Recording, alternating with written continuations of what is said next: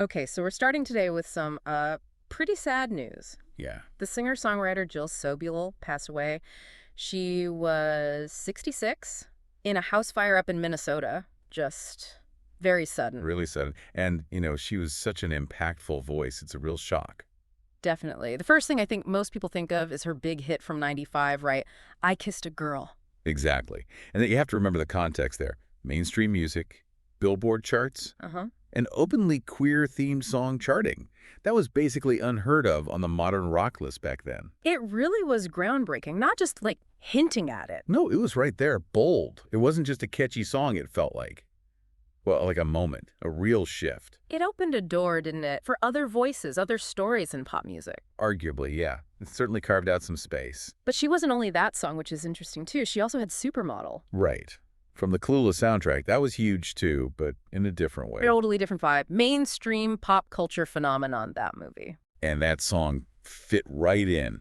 So it shows, her range. She could do the boundary pushing thing and connect with a really broad audience. Yeah, she wasn't sort of pigeonholed into one thing. Not at all. She could move between these different musical worlds, Yeah. bringing her own unique thing to them. So as we kind of process this news today, what we want to do is dig into that impact. What does her legacy really, truly mean for music, for representation? Absolutely. Because it goes beyond just those early hits. You mentioned her later work. She got into musical theater. Yeah, relatively recently, she co-wrote a musical called F Seventh Grade. Huh. Okay, that title gets your attention. It does, and apparently it was really well received. Got a Drama Desk nomination, I think. Wow. It was a coming-of-age story dealing with some pretty personal, kind of universal stuff. It just shows she kept evolving, right? Definitely. Not just resting on the old hits, always exploring new ways to tell stories. Shows a real commitment to her art Mm. beyond just, chasing chart success again. Her manager called her a force of nature and a fierce human rights advocate. And you kind of see that thread, don't you? In the boldness of I Kissed a Girl, maybe in the themes of her theater work, too. Yeah, that resonates. There seems to be this consistent passion there.